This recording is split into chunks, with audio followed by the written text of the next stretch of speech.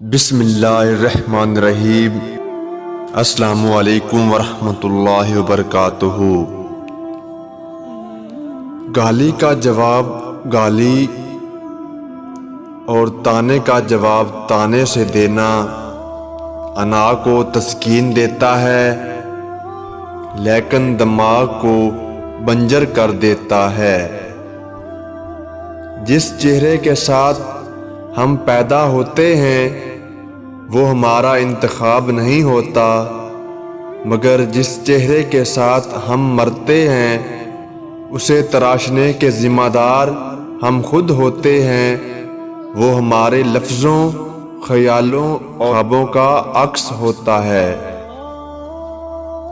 اگر خوش رہنا ہے تو دو چیزیں بھول جاؤ، وہ برا سلوک جو کسی نے تمہارے ساتھ کیا اور وہ اچھا عمل جو تم نے کسی کے ساتھ کیا۔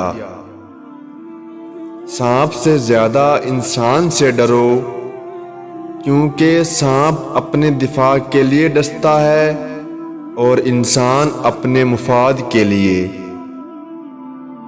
تم اتنے بھی مت گر جاؤ کہ تمہارے ماں باپ کی دی ہوئی تربیت پر لوگ انگلیاں اٹھانے لگ جائیں۔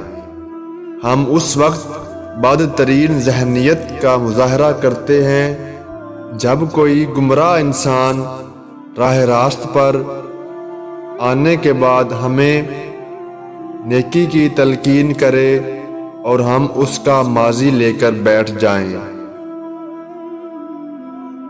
جڑنا سیکھ رہا ہوں، زمین پر جھکنا نہیں، کیونکہ ڈالیاں کاٹ دی جاتی ہیں، جڑ نہیں۔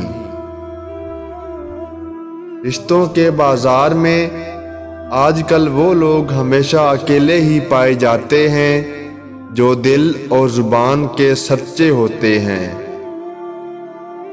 اگر تو گناہ پر آمادہ ہے تو وہ جگہ تلاش کر جہاں تیرا خدا نہ ہو۔